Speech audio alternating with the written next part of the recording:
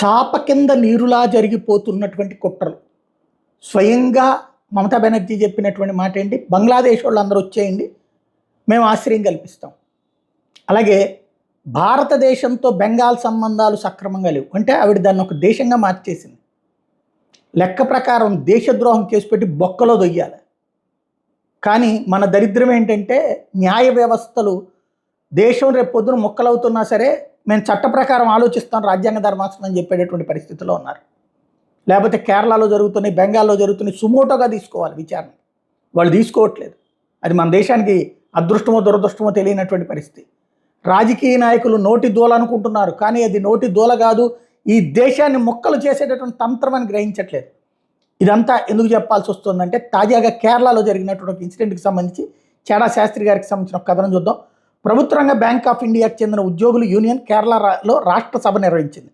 కార్గిల్ యుద్ధ విజయం 25 సంవత్సరాల వేడుకలు దేశమంతా జరుపుకుంటూ ఉంటే ఈ bank of India union CPI పార్టీకి అనుబంధ సంస్థ మాత్రం తమ మీటింగ్లో పాక్ మాజీ రాష్ట్రపతి ముషారఫ్కి సంస్కరణ ప్రకటించడానికి నిర్ణయించి పోస్టర్లు కూడా వేసింది.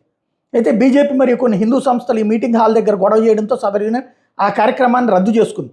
అసలు జరిగింది ఏంటంటే కేరళను అలప్పుజాలో జరిగిన bank of India staff union రాష్ట్ర సదస్సులో నివాళులర్పించే ప్రముఖుల జాబితాలో పాకిస్తాన్ మాజీ అధ్యక్షుడు పర్వేజ్ ముషారఫ్ పేరు పోస్టర్లు రావడంతో కేరళలో శనివారం వివాదం చెలరేగింది. అయితే బీజేపీ మరియు ఇతర జాతీయవాద సంస్థలు గొడవ చేయడంతో ఇది ప్రింటింగ్ పొరపాటు జరిగింది తమకు తెలియకుండానే తెలియగానే సరిదిద్దామని యూనియన్ పేర్కొంది. ఆ తర్వాత ముషారఫ్ పేర్లు కూడా కార్యక్రమం నిర్వహించారు. అంటే అసలు ముషారఫ్ పేరు ప్రింటింగ్ పొరపాటు అంటే ఏ ముషా బుఫో మన ఇండియాలో ఉంటే ఈ బుఫ్ పెట్టాం మేము రఫ్ వచ్చింది అని చెప్పచ్చు, లేదా ఏ ముషా తుఫ్ఫో పెడితే అక్కడ రఫ్ వచ్చింది అని చెప్పచ్చు. అట్లాంటి పేరు ఏమైనా ఉన్నదా, పోనీ ఏమన్నా నాయకుల్లో దాన్ని ఉందా? పాకిస్తాన్ మాజీ అధ్యక్షుడని ఇక్కడ ఎవరన్నా ఉంటారా ఇండియాలో? అంటే ఈ దేశంలో దేశద్రోహం చేయడానికి ధైర్యం అనేది తెగింపు అన్నటువంటిది పెరిగిపోతుంది.